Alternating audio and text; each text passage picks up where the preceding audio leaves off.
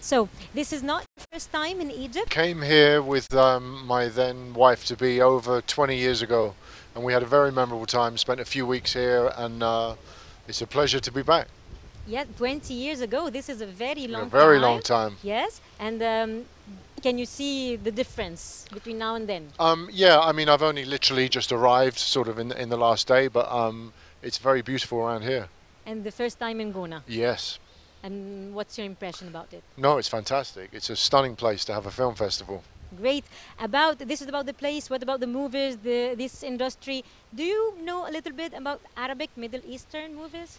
A little. I've sort of caught, the odd film. There was a film I was very taken with a few years ago called Clash.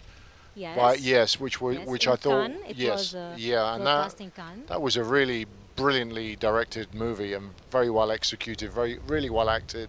So I know a little. I catch a little at festivals and things. Yeah.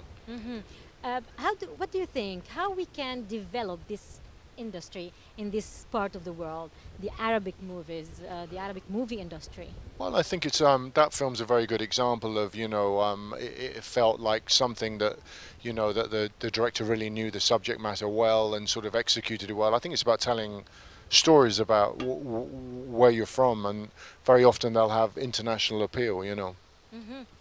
Let's talk about yours, your work, your movies. The film Closer. Usually, your name is really related to this film. You've been nominated to Best Actor in a Supporting Role in Oscar. Tell us about this.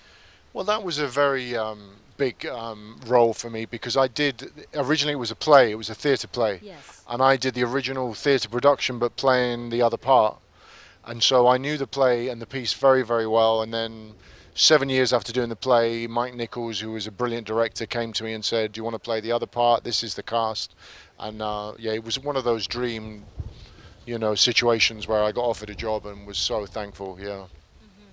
Your film Anon is a movie in which we can see the lack of privacy, the advanced technology, and how it affects our privacy, but in order to face crime.